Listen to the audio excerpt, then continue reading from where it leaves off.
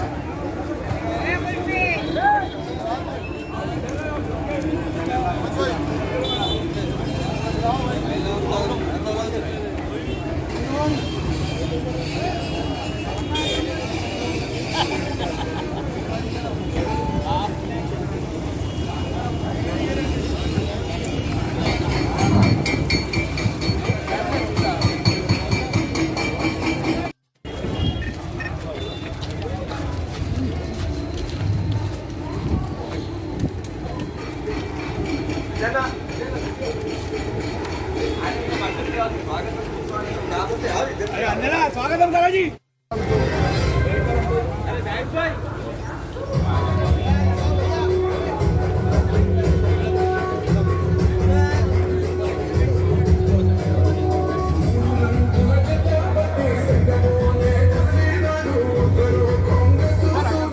గురించి కొట్లాడుకుంటా ఈ రోజు వరకు పోరాటం చేసినాము.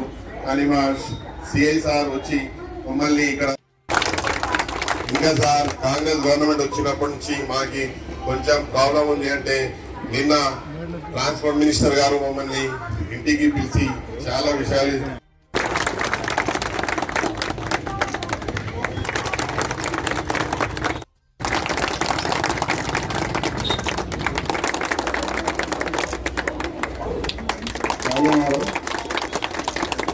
मेयर साहब के लिए तालियां, सरदार साहब के लिए तालियां, के लिए तालियां।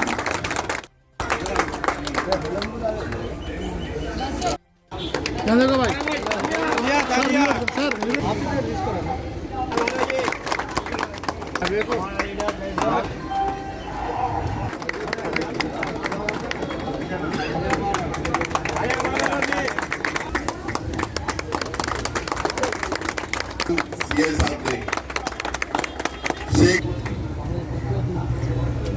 देखो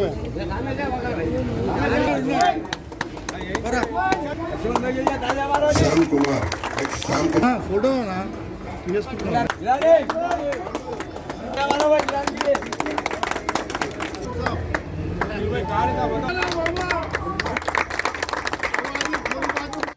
పట్టుకోండి కాకా చెప్పి ప్రభుత్వం ఒక లాభం తీసుకురావడానికి కూడా వారు సంసిద్ధంగా వ్యక్తం చేయడం జరిగింది. అది కూడా త్వరలో రాబోతుంది, మనకి ఏర్పాటు చేస్తున్నారు. దానితో పాటు యాక్సిడెంట్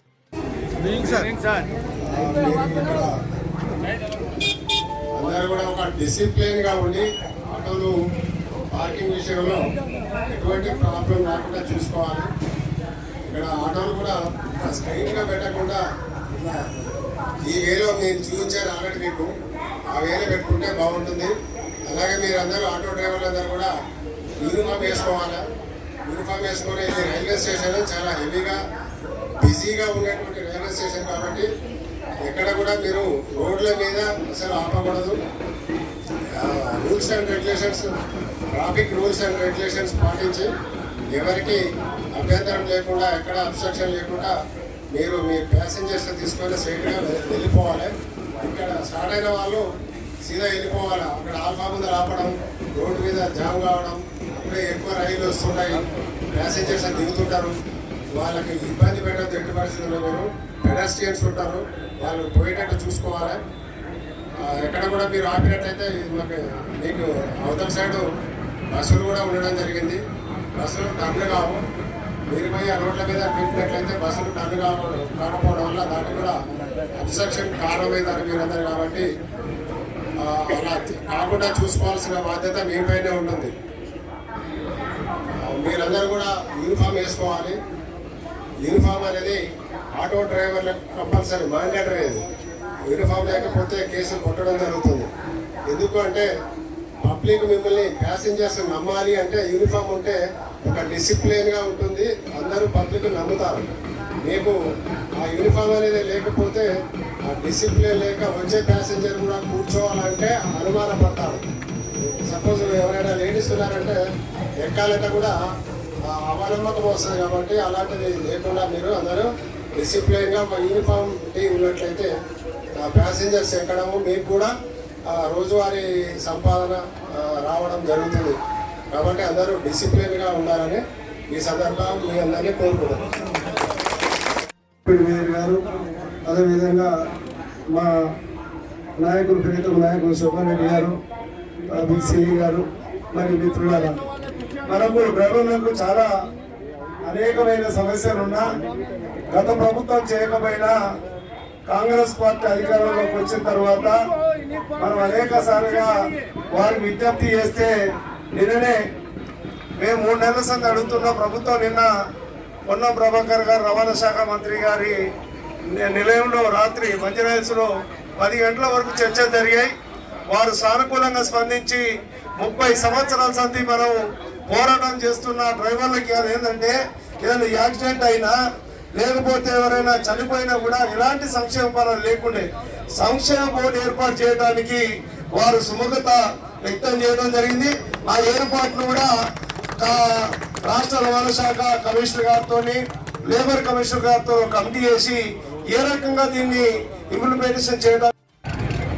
ఈరోజు ముఖ్యంగా ఆటో యూనియన్ అధ్యక్షులు గారికి, మా వెంకటేష్ అన్న గారికి, సలీం గారికి, ట్రాఫిక్ సిఏ గారికి, ఇంకా ఇక్కడ విచ్చేసిన ఆటో యూనియన్ ప్రతి ఒక్కరికి కూడా, మా టీటీయూసీ రాష్ట్ర నాయకుడు మా మోతే శోభన్ రెడ్డి గారికి, మీ అందరికీ కూడా ఆటో యూనియన్ ప్రతి ఒక్కరికి కూడా పేరు పేరున నమస్కారం తెలియజేసుకుంటున్నాం. అప్పట్లో ఆటో అంటే పేదవారికి ఒక బస్సు, అంటే బస్సు తర్వాత పేదవాళ్ళు ఎక్కువగా పోయేది ఆటో ఒక్కటే.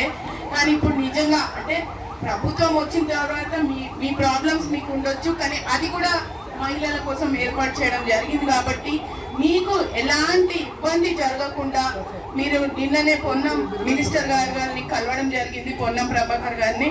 మీరు ఇందాక చెప్పినట్టు సంక్షేమ బోర్డు అనేది మీకు ఒక పెద్ద పీట అవుతుంది. దానికోసం బాగా కష్టపడదాం. అది ఎలా అయినా ఈసారి బోర్డు సాధించుకోవాలని నా కోరిక అన్న. తెలంగాణ రాష్ట్ర ప్రభుత్వం వచ్చిన తర్వాత 10 సంవత్సరాల నుంచి మనం బాగా ఉద్యమం నుంచి కూడా బాగా కష్టపడి పనిచేసినాం. ఆ ఉద్యమ నాయకులు, మా నాయకుడు కూడా, మా హస్బెండ్ కూడా ఒక నాయకుడినే, మీకు అందరికీ తెలుసు.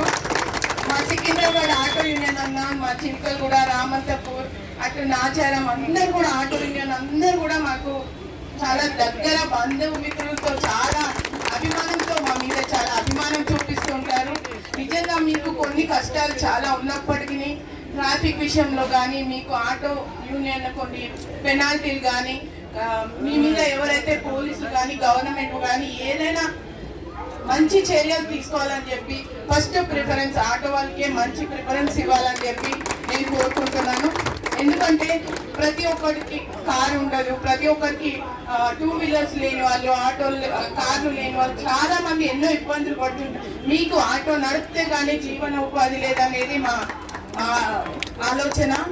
మా వెంకటేష్ లీడర్స్ కార్మిక నాయకుడు సిఐ ఉమామహేశ్వరరావు, ఉమాశంకర్ గారు, మా సలీం గారు అధ్యక్షతన ఇక్కడికి వచ్చిన ఆటో నాయకులకి, వేదిక మీద ఉన్న అందరికీ పేరు పేరున నమస్కారం తెలియజేస్తూ, మీరంతా కూడా గతంలో మనం ఎన్నో ఉద్యమాలు చేసినాం. తెలంగాణ ఉద్యమంలో మీరు కీలక పాత్ర పోషించినాం.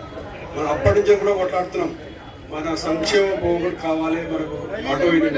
ఎందుకంటే గతంలో ట్రేడ్ యూనియన్ ఉండగా తెలంగాణ టీఆర్ఎస్ పార్టీకి నేనే ట్రేడ్ యూనియన్ రాష్ట్ర అధ్యక్షులు ఉంటుంది, మీకు తెలుసు. అప్పట్లో మీరు అమ్మానకల్ గారు మరి ఎంతో మంది నాతో సంప్రదించి జరిపారు. ఆ కార్యక్రమంలో ఆ రోజు సకల జన సభలో ఆటో యూనియన్లు ఎంత బ్రహ్మాండంగా పనిచేసినాడు. తెలంగాణ సభలో చాలా బాగా పనిచేసిండు. మీరందరూ కూడా అప్పట్లో మనకు ఎన్నో సందర్భంగా తెలియజేయడం జరిగింది. మరి ఈరోజు తెలంగాణ సాధించుకున్నాం. తెలంగాణ సాధించుకున్న కొత్త గవర్నమెంట్, కాంగ్రెస్ గవర్నమెంట్ వచ్చింది. ఉద్యమకారులకు కూడా కాంగ్రెస్ గవర్నమెంట్ ఏమి చేస్తామని చెప్పడం జరిగింది.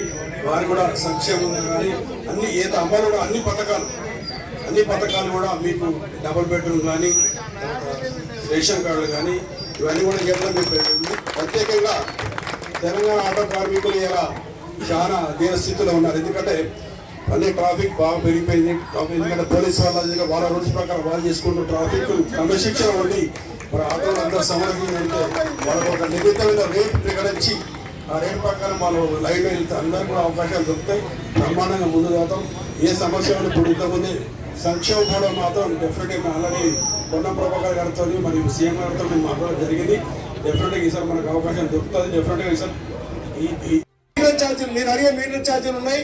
అది ముఖ్యమంత్రి గారితో గౌరవనీయులైన ముఖ్యమంత్రి గారితో చర్చించి త్వరలో మీటర్ ఛార్జీలు కూడా పెంచుతామని చెప్పి నేను సానుకూలంగా ఈ ప్రభుత్వం మనం ఎందుకంటే పేద ప్రజల ప్రభుత్వం మన అందరి కోసం గత ప్రభుత్వం మాట్లాడకపోయినా ఈ స్కూల్ కానీ ఒక కాలేజ్ కానీ ఒక పిల్లల స్కూల్కి వెళ్ళాలన్నా కూడా మీరు చాలా కష్టపడి వాళ్ళని ఎక్కించుకొని ఆటోల్లో చాలా అన్ని చోట్లకి వెళ్తూ ఉంటారు. అన్న మీరు ఇందాక చెప్పినట్టు ట్రాఫిక్ ఎస్ఐ గారికి ఒక చిన్న సబ్మిషన్, మీరు మా వాళ్ళని ఏమి అనొద్దు. వాళ్ళు చాలా అంటే వాళ్ళు ఏంటంటే వాళ్ళు చాలా కష్టపడి పని చేసుకునే వాళ్ళు. వాళ్ళందరికీ మీకు తెలుసు వాళ్ళు ఆటో నడిపితేనే పరిస్థితులు ఉంటాయి. పిల్లల ఫీజులు కానీ అన్ని కానీ వాళ్ళ మనకి తెలంగాణ రాష్ట్రంలో ఆటో అంటే ఒక మినీ బస్ అని అర్థం చేసుకోవాలి మీరు అందరూ కూడా. కాబట్టి ట్రాఫిక్ విషయంలో కానీ ఎక్కడైనా వాళ్ళు ఇబ్బంది కలిగకుండా మీరు కూడా డ్రైవర్స్ కొంచెం యూనిఫామ్ డిస్ట్రిబ్యూషన్ చేస్తారని మేము కోరుతున్నాం. అంది ఒక్కొక్క మేనిఫెస్టోలో గవర్నమెంట్ వచ్చినాక మేనిఫెస్టోలో ఉండడం జరిగింది. అది ఇప్పటివరకు మీకు ఇంకా శాంక్షన్ కాలేదు. ఆ విషయమై కూడా మనం సీఎం గారికి దృష్టికి తీసుకెళ్లాలని నేను కోరుకుంటున్నాను. ఆటో రవాణా రంగ కార్మికులకు సంక్షేమ బోర్డు ఏర్పాటు చేయాలి. ఆ విషయంలో కూడా నేను మీ అందరికీ సహకరిస్తాను. గ్రేటర్ హైదరాబాద్ లో ఇంకొక విషయం, మీరు అందరు కూడా ఎల్పిజి గ్యాస్ ఆటోలు అన్ని కూడా మీరు ప్రిఫర్ చేయండి. కొంచెం పొల్యూషన్ కానీ మీకు కూడా ఈజీ మెయింటెనెన్స్ ఉంటుంది. డీజిల్ ఖర్చులు, పెట్రోల్ ఖర్చులు ఇవన్నీ కూడా కొంచెం తగ్గుతాయి. దయచేసి మీకు ఆటోలు మీకు ఎలక్ట్రికల్ ఆటోస్ కొనుక్కోవాలని నేను కోరుకుంటున్నాను. ఎందుకంటే మనం ఎదుగుతున్నప్పుడు మీరు కూడా ఎదగాలి. అందరూ ప్రతి ఒక్కరు కూడా మంచిగా ఉండాలని ఒక హైదరాబాద్ లో పొల్యూషన్ ఉండొద్దు అనే విధంగా సీఎం రేవంత్ రెడ్డి గారి ఆలోచన. అదే విధంగా మీరందరూ కూడా ఆటోలు దానికి ఎలా మీకు లోన్ల ద్వారా ఎలా అనేది కూడా అదొక చిన్న విషయం సీఎం గారి దగ్గర మాట్లాడదామని ఈ విషయం కూడా 50 సంవత్సరాలు నిన్న ఆటో డ్రైవర్లకు వృద్ధాప్య పింఛన్ ఇదైతే కంపల్సరీ ఇస్తారు. అది కూడా మేనిఫెస్టోలో పెట్టడం జరిగింది. అది కంపల్సరీ పెట్టాం. మీకు ఆటో వాళ్ళందరికీ కూడా ఆటో థర్డ్ పార్టీ ఇన్సూరెన్స్ రాష్ట్ర ప్రభుత్వమే చెల్లిస్తుంది. అది కూడా మేనిఫెస్టోలో ఉంది. ప్లస్ మీ అందరి గురించి కూడా మొన్న అంటే మీకు తెలియకుండా మేము మీటింగ్లు అటెండ్ చేసినప్పుడు మినిస్టర్ పొన్నం ప్రభాకర్ గారు city in charge minister plus transport minister కాబట్టి ఆయన చాలా ఆలోచించారు మీ గురించి. అంటే గవర్నమెంట్ వచ్చిన తర్వాత వాళ్ళకి ఏదో ఒకటి చేయాలి, వాళ్ళకి మంచి అవకాశాలు కల్పించాలని మినిస్టర్ గారు చాలా సార్లు చెప్పడం జరిగింది. ఒకసారి మా నాచారం ఆటో యూనియన్ వాళ్ళు ఒక చిన్న సబ్మిషన్ ఇలానే ఇస్తే నేను కూడా వెళ్ళి వాళ్ళకి ఇవ్వడం జరిగింది. సారు నేను ఇద్దరం వెళ్ళి అయితే ఆయన అన్నారు మనం అతి తొందరలో ఆటో వాళ్ళకి అందరికీ కూడా ఏం కావాలనే విషయం మనం చేద్దామని చెప్పి ఆయన అన్నారు. దయచేసి ట్రాఫికే మనకి ట్రాఫిక్ ఎస్ఐతో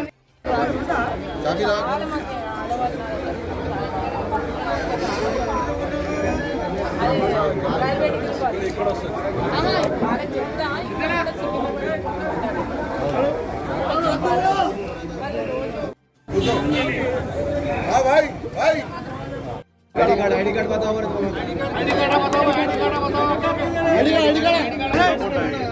भैया भैया एक सेकंड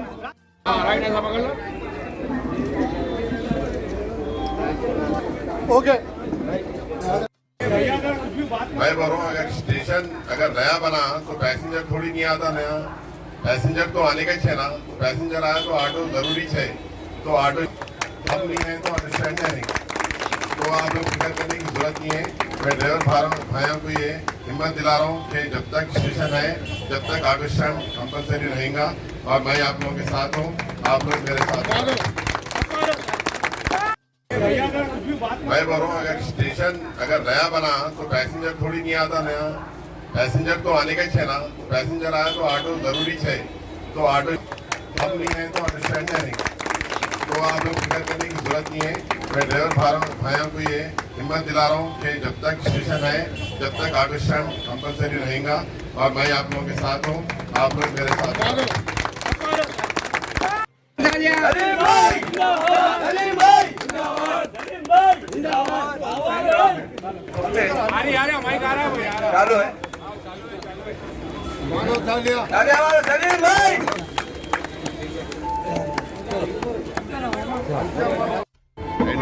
तो यूनियन के यहाँ पे स्टैंड की बॉडी डाले हैं, 13 मेंबर जो है ना लीडर्स बने हैं और 100 ड्राइवरों को जो है ना मेंबरशिप कार्ड दिए। अस्सलाम वालेकुम रहमतुल्लाहि व बरकातहू। मैं Mohammad Abdul Salim unity Telangana auto driver federation का प्रेसिडेंट हूँ। आज Secunderabad railway station out gate parcel office के पास सभी ड्राइवर्स को और यूनियन के लीडर्स को यहाँ पर बुलाकर आइडेंटिटी कार्ड दिया गया है।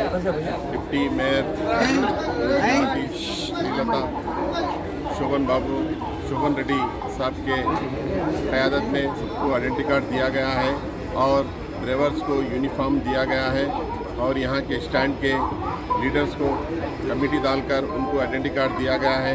तो मैं मीडिया के ज़रिए ये हमारे सभी ड्राइवर्स को ये बोल रहा हूँ कि आप लोग यूनिफॉर्म पहन के गाड़ी चलाइए। और कल जो है ना पूनम प्रभाकर साहब के साथ हमारी जॉइंट एक्शन कमेटी की तरफ से मीटिंग हुई थी। तो मीटिंग में ये तय किया गया है कि ड्राइवर्स को वेलफेयर बोर्ड बनाएंगे बोल के, जो 30 साल से हमारी यूनियन उसको लड़ रहे थे और धरने कर रहे थे। तो कल जो है ना पूनम प्रभाकर साहब हमको ये बोले हैं कि वेलफेयर बोर्ड जल्द से जल्द मैं सीएम साहब से बात करके आपको बना के देता हूँ बोल के। और दूसरा जो है ना ड्राइवर्स को जो एक्सीडेंटल स्कीम था, जो टीआरएस गवर्नमेंट 5 लाख का जो स्कीम था, तो उसमें जो है ना रिन्यूअल नहीं करे थे, उसके बारे में भी हम बोले जब भी अगर ड्राइवर को एक्सीडेंट होके अगर उसका इंतकाल होता है तो उसको 5 लाख रुपए से 10 लाख रुपए दिए जाना बोल के हम पूनम प्रभाकर साहब को बोले, तो वो भी बात उन्होंने मान लिए। और तीसरा जो है ना मीटर के बारे में बोले और रैपिडो 2 व्हीलर जो हमारा कारोबार लेके जा रहा उसके बारे में भी बोले। तो जो है ना सभी डिमांड्स के ऊपर बात करके हमारे को जो है ना ये बोले कि जल्द से जल्द हम जो है ना रेवंत रेड्डी साहब से बात करके आपके मसले को हल करते बोल के। और हमारी मीटिंग में जो है ना प्रोफेसर कोदंडराम साहब थे और सीपीआई के एमएलए सांबा शिवराव साहब भी थे और सभी जेएसी के लीडर्स हमारे साथ थे। और हमारे को पूनम प्रभाकर साहब 3 घंटे बैठ के ट्रांसपोर्ट मिनिस्टर के घर पे जो है ना बात करके हमारे ये बोले हैं कि जल्द से जल्द आपका जो भी डिमांड है हम पास करते बोल के हम आपको बोले। तो मैं सभी ड्राइवर से ये बोल रहा हूँ कि आप लोग यूनिफॉर्म पहन के चलाइए और जो है ना आइडेंटिटी कार्ड लेने से यूनियन के मेंबर बनते हैं। तो मैं उन लोगों को और एक भी बात बोल रहा हूँ कि आप लोग जो है ना जल्द से जल्द अपना ड्राइविंग लाइसेंस भी बना लो बोल के बोल रहा हूँ, क्योंकि जो भी वेलफेयर बोर्ड में आएगा तो ड्राइवर जो है उसको लाइसेंस रहेगा तो उसको जो है ना वर्क रहता। अगर लाइसेंस नहीं रहा तो ड्राइवर नहीं रहता। तो मैं ड्राइवर भाइयों को ये बोल रहा हूँ कि जल्द से जल्द अपना ड्राइविंग लाइसेंस बना लो बोल के मैं आप लोगों को मीडिया के थ्रू आपको ये ऐलान कर रहा हूँ। कितने